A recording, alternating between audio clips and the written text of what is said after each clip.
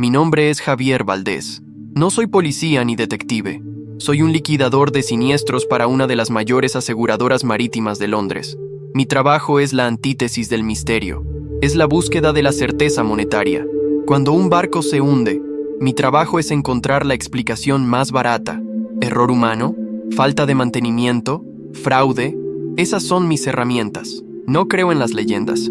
Creo en las cláusulas de los contratos y en la inagotable capacidad humana para la estupidez y la codicia. El caso del Montezuma's Pride aterrizó en mi escritorio como una bomba silenciosa. Era el expediente más caro y extraño de mi carrera. Un destructor de la Armada de México, asegurado por nosotros en una póliza especial, había desaparecido hacía 3 semanas en el Triángulo de las Bermudas. No había restos, ni manchas de aceite, ni señales de mal tiempo. Simplemente se había desvanecido.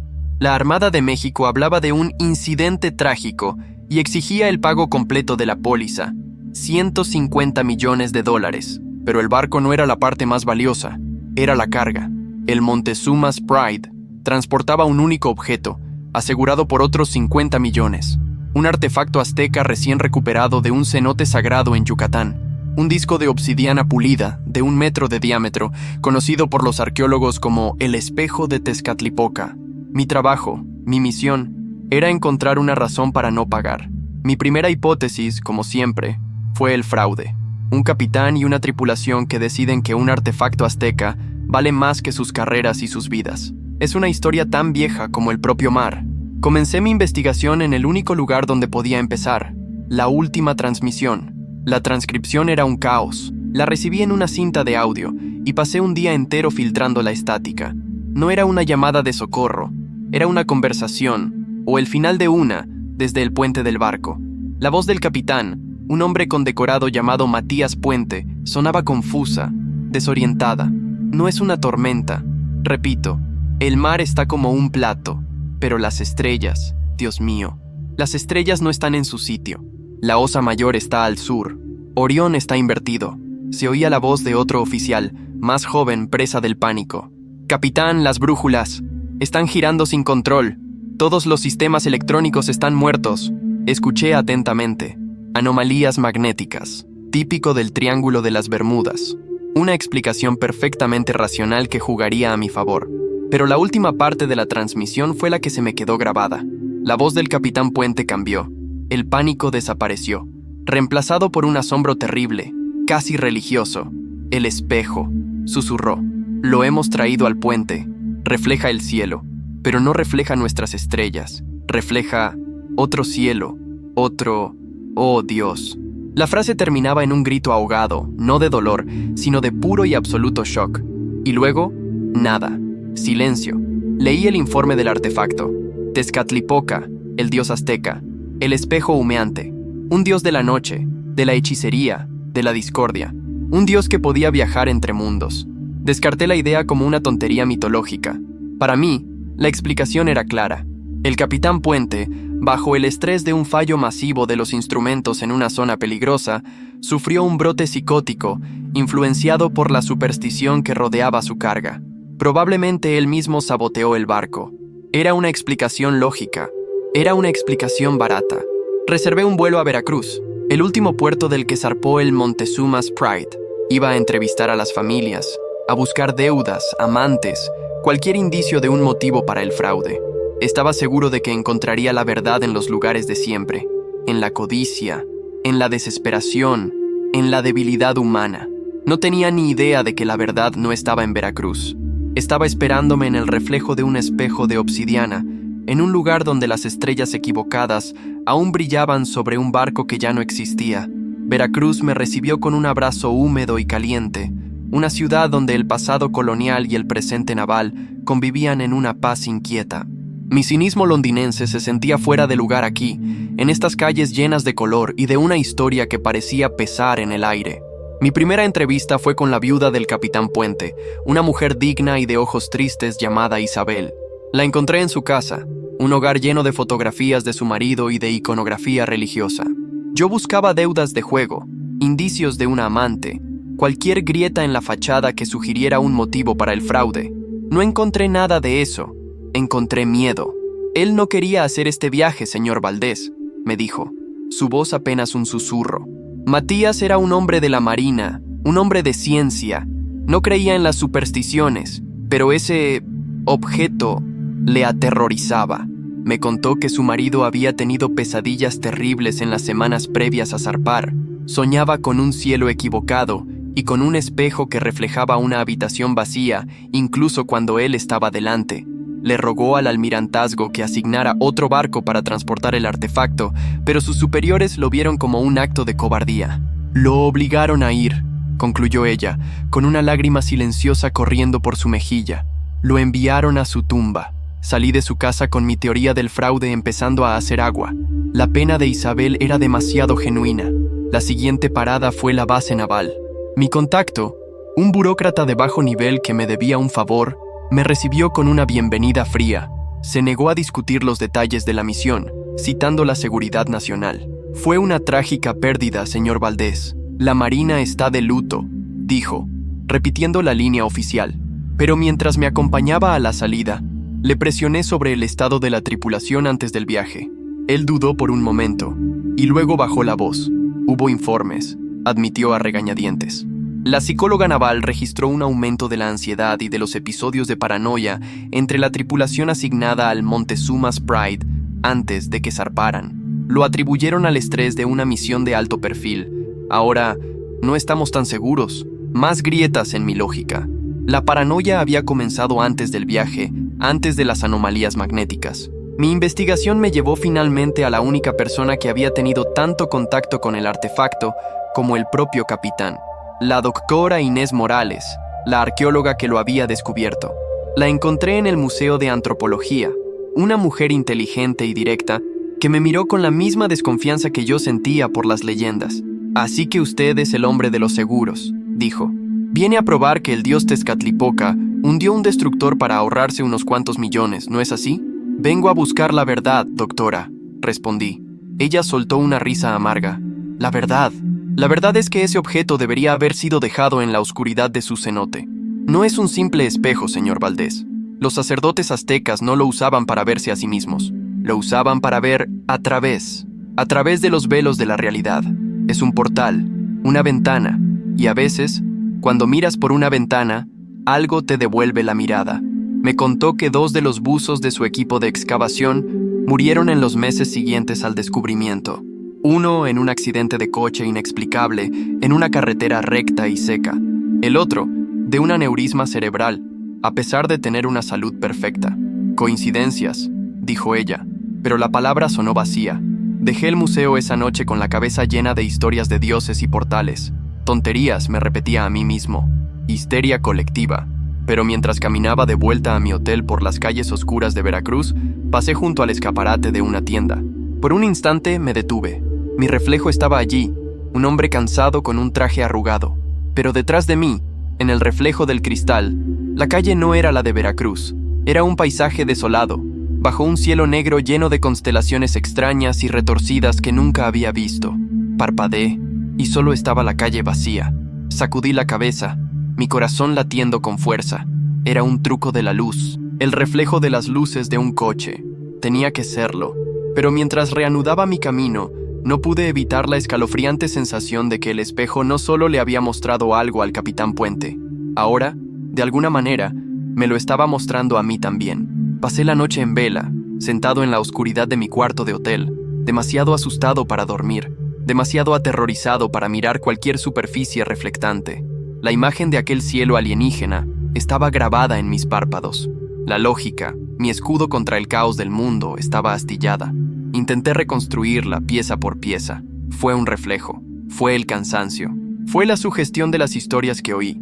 Repetí estas frases como un mantra, pero las palabras sonaban huecas, desprovistas de convicción. La investigación se había vuelto personal. La anomalía, fuera lo que fuese, sabía mi nombre. Me había marcado. Al día siguiente, intenté volver al trabajo, al mundo de los hechos y las cifras. Me sumergí en los registros financieros de la tripulación, buscando el patrón de codicia que estaba tan seguro de encontrar. Pero los números contaban una historia diferente. Eran hombres normales, con deudas normales, con vidas normales. No había picos de gasto, ni pólizas de seguro de vida sospechosas. La única anomalía financiera era la propia expedición, financiada por un gobierno ansioso por reclamar un tesoro nacional. La paranoia empezó a infiltrarse en mi proceso. Mientras examinaba los extractos bancarios, me parecía ver patrones en las transacciones, secuencias de números que no tenían sentido.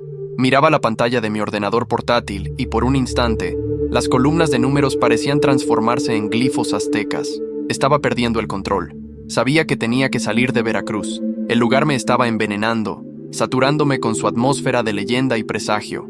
Reservé el primer vuelo de vuelta a Londres, diciéndome a mí mismo que podía analizar los datos con la misma eficacia desde la seguridad de mi despacho, lejos de los reflejos y los susurros. Pero la anomalía viajó conmigo. En el aeropuerto, mientras esperaba en la cola de embarque, miré el panel de salidas. Por una fracción de segundo, los nombres de las ciudades, Nueva York, París, Tokio, fueron sustituidos por palabras en una lengua que no conocía, pero que mi corazón comprendía. Mictlán, Tlalocan, Xibalba, nombres de otros mundos, de lugares del inframundo azteca. Cerré los ojos con fuerza, y cuando los abrí de nuevo, el panel estaba normal, pero el sudor frío en mi nuca era real. Durante el vuelo, me negué a mirar por la ventanilla. Mantuve los ojos fijos en un informe de seguros, un documento aburrido y denso sobre normativas de transporte de contenedores. Pero las palabras empezaron a desenfocarse, a reorganizarse en la página. El espejo te ve. Leí en una frase que no estaba allí. El cielo espera. Cerré el informe con un portazo, mi corazón latiendo descontroladamente. Estaba sucediendo. Estaba siguiendo el mismo camino que el capitán Puente. Su locura se estaba convirtiendo en la mía. Llegué a Londres y fui directo a mi apartamento, mi bastión de orden y escepticismo. Pero el lugar se sentía violado. El aire era pesado, cargado con la misma electricidad estática que sentí en el camarote del peregrino. Y entonces lo vi. En mi escritorio, junto a mi correspondencia cerrada, había un objeto que no debería estar allí. Un pequeño disco de obsidiana negra, no más grande que una moneda, perfectamente pulido. No había forma de que hubiera entrado. Mis puertas y ventanas estaban cerradas. Me quedé paralizado mirándolo. No era el espejo de Tezcatlipoca, pero era un fragmento de él. Un eco, un mensaje, y mientras miraba su superficie oscura, no vi mi reflejo. Vi el interior de mi propio apartamento, pero desde un ángulo diferente, como si estuviera siendo observado por una cámara en el techo. Y en la imagen reflejada, me vi a mí mismo, de espaldas, mirando el escritorio. Y detrás de mí, de pie junto a la ventana, estaba la silueta oscura de un hombre con un tocado de plumas, su rostro un borrón de sombra. Grité y me di la vuelta. No había nadie. Estaba solo. Volví a mirar el disco de obsidiana. Ahora, solo reflejaba el techo. Pero yo sabía lo que había visto. La investigación había terminado. La persecución había comenzado. El dios azteca no estaba satisfecho con llevarse el Montezuma's Pride. Ahora quería al investigador de seguros. Mi primer instinto fue la violencia. Agarré el pequeño disco de obsidiana de mi escritorio. Estaba frío al tacto, extrañamente pesado para su tamaño, y vibraba con una energía sutil y maligna. Lo llevé al taller de mi edificio, lo coloqué sobre un yunque de acero, y con un martillo pesado, lo golpeé con todas mis fuerzas. El impacto debería haberlo hecho añicos. En cambio, hubo un sonido sordo, como golpear un trozo de goma, y una onda de choque invisible me arrojó hacia atrás. El martillo salió despedido de mi mano. El disco de obsidiana no tenía ni un rasguño, pero mientras yo yacía en el suelo, aturdido, la habitación a mi alrededor se disolvió. De repente, ya no estaba en mi sótano de Londres, estaba en el puente del Montezuma's Pride.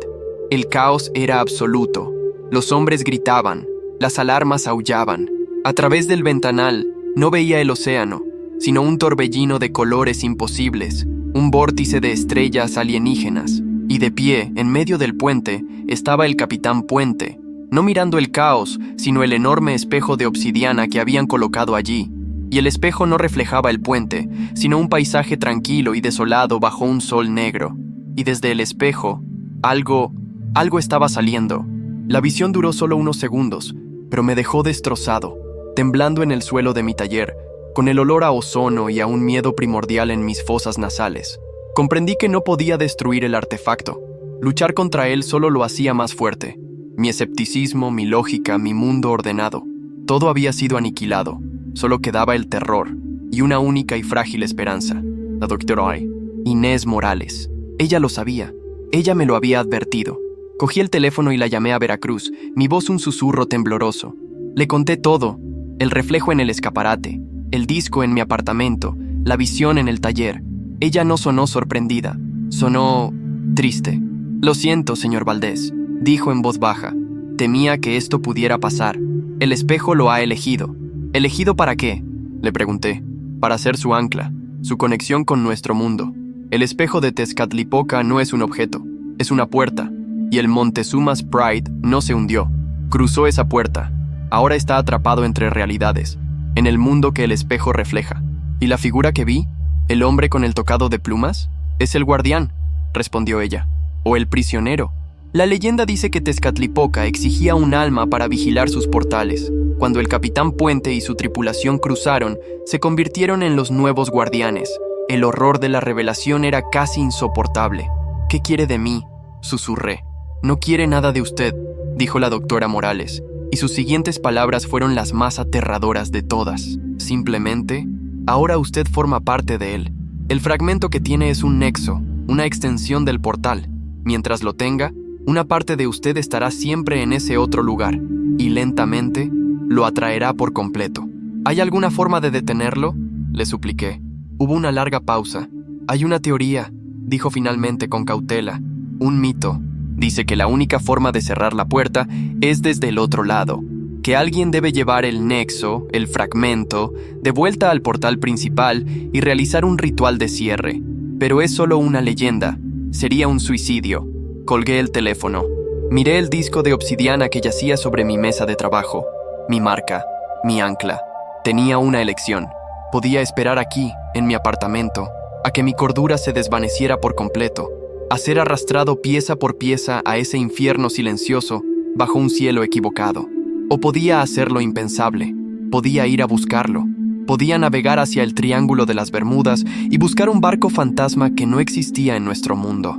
Ya no era una investigación de seguros, era un exorcismo, y yo era el único que podía realizarlo. La llamada con la doctora Morales no me dejó con miedo, sino con un propósito terrible y claro. El escepticismo había muerto. La lógica había sido aniquilada. Solo quedaba la misión. Pasé la semana siguiente desmantelando mi propia vida con la precisión metódica de un liquidador de siniestros. Envié mi dimisión a la aseguradora, citando agotamiento personal. Liquidé mis inversiones, vacié mis cuentas bancarias. Convertí toda mi existencia ordenada en una pila de dinero anónimo. Estaba financiando la expedición más loca de la historia, y yo era el único miembro. Mi apartamento se convirtió en un centro de mando para una guerra contra la realidad. Las paredes, antes cubiertas de arte, ahora estaban forradas de cartas náuticas del Triángulo de las Bermudas, informes meteorológicos, transcripciones de transmisiones perdidas y artículos de física teórica sobre la posibilidad de los agujeros de gusano. Ya no investigaba a Tezcatlipoca, investigaba la puerta que él guardaba. Y la maldición, sintiendo mi cambio de intención, cambió su táctica. El terror agresivo cesó. El disco de obsidiana en mi escritorio dejó de mostrarme figuras amenazantes. En cambio, comenzó a seducirme. A veces, al mirarlo, veía imágenes fugaces y hermosas del otro lado. Veía el tranquilo paisaje desolado bajo el sol negro, un lugar de silencio y quietud perfectos. Oía fragmentos de una música extraña y melancólica. La paranoia se transformó. Ya no temía que la entidad me arrastrara. Empecé a sentir un anhelo inexplicable por ir. Era un veneno dulce, y sabía que si me quedaba en Londres mucho más tiempo, iría voluntariamente, no para cerrar la puerta, sino para cruzarla para siempre. Necesitaba un barco, y necesitaba un capitán tan loco como yo. Mi investigación sobre los fenómenos del Triángulo me llevó a un nombre, susurrado en los foros de marineros y en los bares de mala muerte de las Bahamas. Un hombre llamado Silas. No tenía apellido, solo Silas. Era un capitán de barco de alquiler que se especializaba en llevar a turistas ricos a buscar misterios. La mayoría decía que era un charlatán, pero unos pocos, muy pocos, hablaban de él con un temor reverencial, diciendo que Silas conocía el triángulo como la palma de su mano, que sabía dónde las leyes de la física se volvían opcionales. Lo encontré en un bar en Bimini, un lugar que olía a ron derramado y a desesperación. Era un hombre mayor, con la piel curtida por el sol y unos ojos pálidos que parecían reflejar un horizonte lejano. Le expliqué mi historia, no la parte del dios azteca y el portal. Le dije la verdad que un hombre como él podía aceptar. Le hablé de anomalías electromagnéticas, de una firma de energía única que creía que era la fuente de las desapariciones. Le mostré mis cartas, mis datos, los patrones, y le mostré una maleta llena de dinero. Él escuchó en silencio, sin cambiar de expresión. Cuando terminé, se bebió su ron de un trago. «He visto cosas ahí fuera, señor Valdés», dijo, su voz grave. «He visto barcos aparecer en el radar y desvanecerse. He visto brújulas girar como veletas en un huracán. El mar en ese triángulo no es un mar normal». Me miró fijamente. «La gente que busca esas cosas normalmente no regresa, y los que lo hacen vuelven diferentes. Le pagaré el doble», le dije. Él sonrió, una sonrisa sin alegría. «El dinero no le servirá de nada a un hombre muerto, señor Valdés. Pero hace mucho tiempo que no tengo un desafío interesante». Se levantó. «Mi barco es el Caribdis. Zarpamos al amanecer. Pero le advierto, yo le llevaré al lugar que busca, pero no garantizo que el lugar le deje volver». El Caribdis era un barco que parecía tan cansado y encantado como su capitán. Su pintura se estaba desconchando, su motor tosía humo negro, y cada tabla de la cubierta parecía gemir con el peso de secretos no contados. Pero era robusto, y Silas lo navegaba con una familiaridad íntima, como si el barco fuera una extensión de su propio cuerpo. Dejamos Bimini atrás y entramos en el triángulo. Durante el primer día, el mar estaba en calma, el cielo de un azul perfecto. La normalidad era tan profunda que empecé a sentirme ridículo. Estaba gastando los ahorros de toda una vida persiguiendo a un fantasma, guiado por un viejo loco y mi propia y creciente locura. El disco de obsidiana, que guardaba en una caja de plomo en mi litera, permanecía en silencio. Pero en la segunda noche, la realidad empezó a deshilacharse por los bordes. Estaba en la cubierta con Silas, observando las estrellas. Él no usaba instrumentos modernos, solo un sextante antiguo y sus ojos. «Las estrellas están equivocadas esta noche», dijo tranquilamente sin apartar la vista del cielo. «La estrella polar está a 2 grados al oeste de donde debería estar. Y esa de allí», dijo señalando una débil constelación cerca del horizonte, «esa no debería ser visible desde este hemisferio en ninguna época del año». Un escalofrío me recorrió la espalda.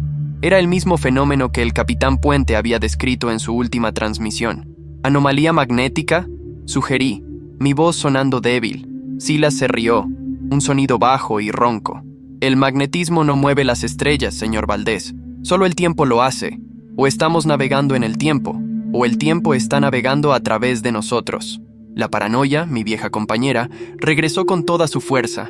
Empecé a ver cosas, formas oscuras moviéndose bajo la superficie del agua, demasiado grandes para ser tiburones, demasiado rápidas para ser ballenas.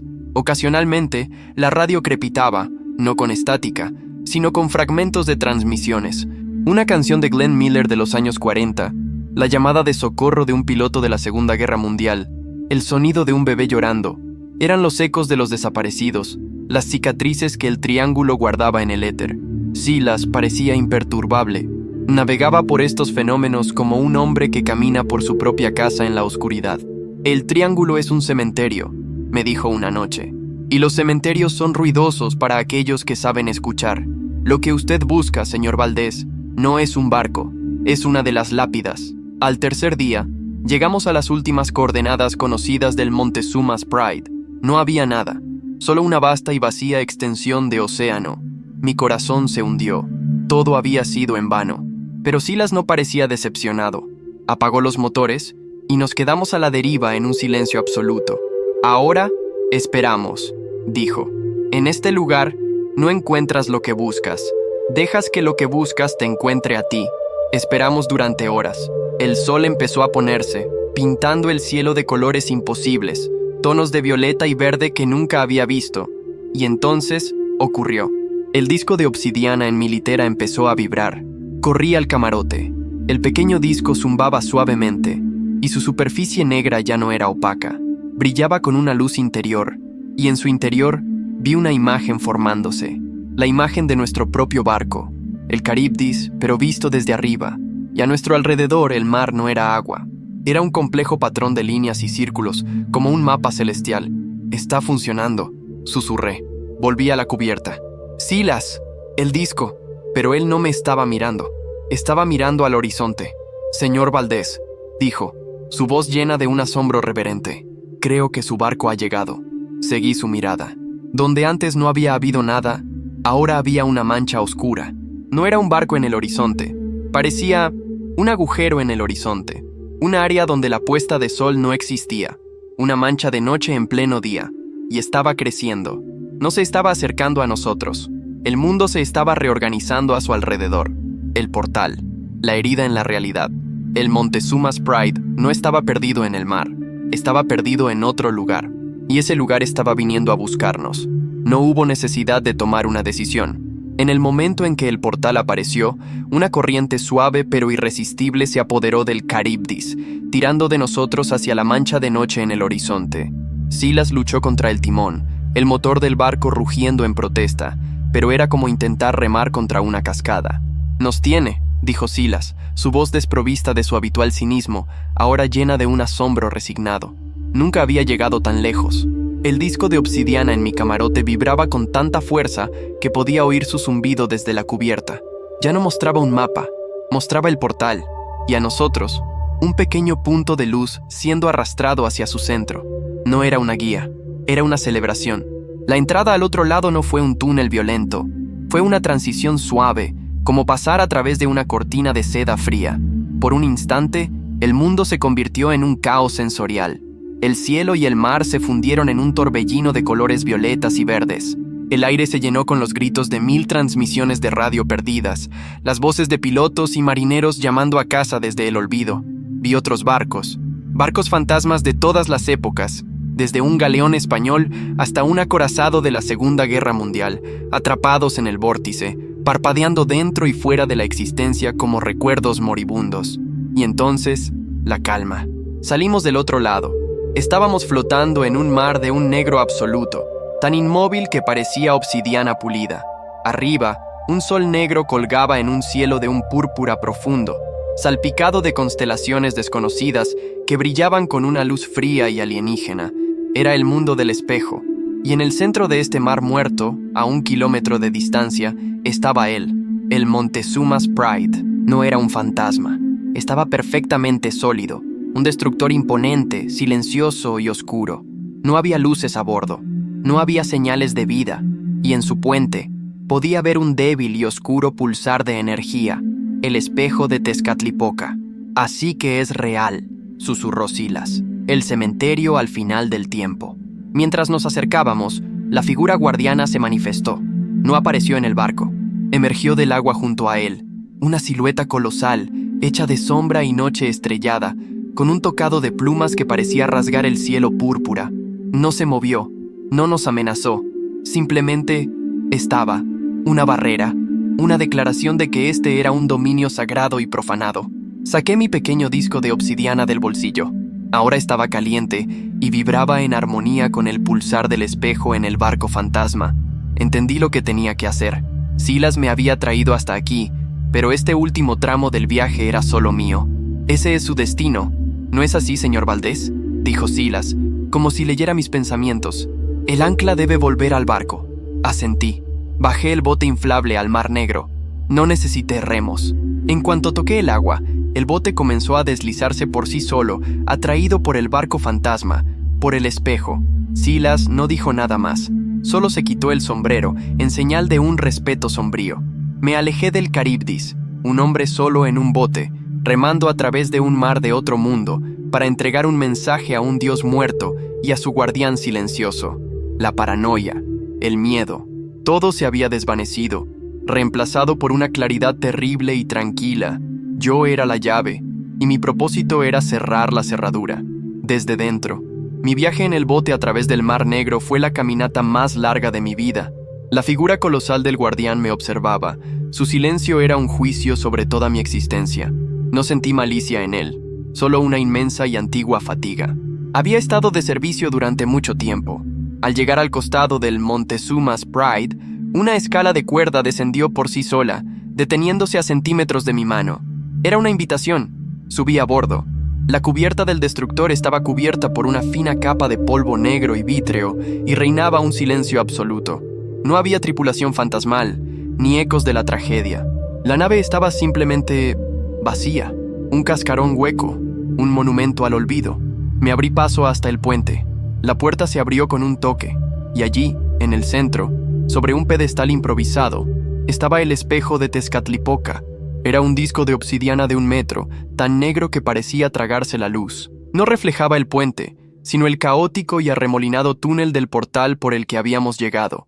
Pulsaba con una energía oscura, un latido lento y moribundo. Saqué de mi bolsillo el pequeño disco, mi ancla, mi maldición. Estaba caliente, casi vivo en mi mano. Sabía lo que tenía que hacer. No había ningún ritual complicado, solo un acto de restitución, unir lo que había sido separado. Caminé hacia el espeso. El aire a su alrededor era pesado, eléctrico. La voz del capitán Puente resonó en mi mente, su último grito de asombro. Sentí el terror de los 200 hombres de su tripulación en el momento en que cruzaron el umbral, y sentí la soledad eterna del guardián. Extendí la mano, y coloqué mi pequeño disco en el centro exacto del gran espejo. En el instante en que los dos objetos se tocaron, ocurrió la catarsis. No hubo una explosión, hubo un sonido, el sonido de una campana inmensa, un único y profundo tañido que pareció sacudir los cimientos de la realidad, y una luz, no blanca, sino una luz negra, brotó del espejo, consumiendo la habitación por un instante. El portal en el reflejo del espejo se cerró, y por una fracción de segundo vi mi propio rostro aterrorizado mirándome desde su superficie, y luego el espejo se agrietó. Cientos de fisuras recorrieron la obsidiana, y con un suspiro final, el gran disco se desmoronó en un montón de polvo negro. Oí un sonido desde el exterior. El guardián colosal se estaba disolviendo, su forma de sombra deshaciéndose como el humo en el viento, su vigilia finalmente terminada, y el barco entero comenzó a temblar. El otro mundo, cuya existencia estaba anclada al espejo, se estaba colapsando. Corrí por los pasillos oscuros mientras el barco se desintegraba a mi alrededor, no hundiéndose, sino desvaneciéndose, volviéndose translúcido. Salté por la borda y caí en mi bote justo cuando el Montezuma's Pride se desvaneció en una nube de polvo y susurros. Me giré. Estaba de vuelta en el Atlántico, bajo un cielo estrellado y familiar. El Charybdis estaba a pocos metros de distancia, Silas esperándome en la cubierta. El portal se había cerrado. Regresé a Londres. Presenté mi informe final a la aseguradora. Escribí que el Montezuma's Pride se había perdido debido a un fenómeno electromagnético anómalo y catastrófico, consistente con las teorías más extremas sobre la inestabilidad espacial en el Triángulo de las Bermudas. Era una explicación tan vaga y llena de jerga que era imposible de refutar. Era, a su manera, la verdad. Cerraron el caso.